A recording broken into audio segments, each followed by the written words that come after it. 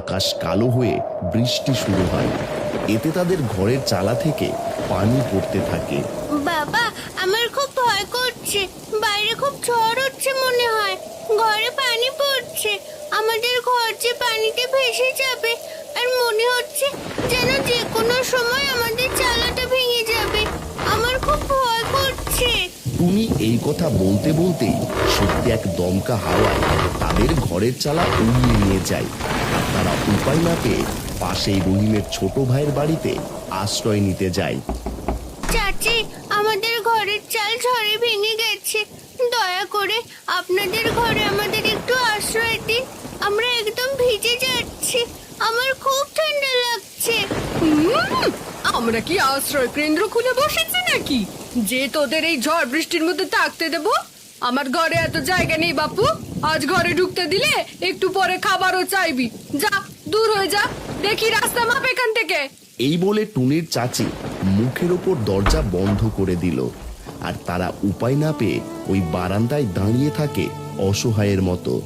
দেখলে কমলা, আজ আমার সময় খারাপ বলে নিজের ভাইয়ের ঘরেও একটু জায়গা হলো না আমার। আমি যে ব্যর্থ, তোমাদেরকে একটু ভালো রাখতে পারলাম না। সবই আমার কপাল। রহিম এভাবে তার দুঃখের বিলাপ করতে থাকে। এমন সময় টুনি দেখে বৃষ্টির মধ্যে একটি পাখি সেই মাটির হাড়ির ঘরে প্রবেশ করেছে। এত বৃষ্টিতেও পাখির হাড়ির ঘর একদম অক্ষত। এটা দেখে টুনির মাথায় একটা বুদ্ধি আসে। ও বাবা, বাবা, আর তোমাকে কষ্ট পেতে হবে না। আমার মাথায় একটা বুদ্ধি এসেছে। তুমি আমাদের জন্য একটা মাটির হাড়ির ঘর বানাও। তাহলে আমাদের ঘরে আর পানি ঢুকবে না। ওই দেখো, পাখি যদি ওই মাটির ঘরে থাকতে পারে, তবে আমরা কেন পারবো না? আরে, এভাবে তো আমি ভেবে দেখিনি। সত্যি তো, তোর বুদ্ধিটা মন্দ নয়। হ্যাঁ হ্যাঁ, ঠিকই বলেছিস। আমি এটাই করব। আমার নিজের হাতে আমি হাড়ির বাড়ি তৈরি করব, আর কাউকে টাকা ধার চাইতে হবে না আমাকে।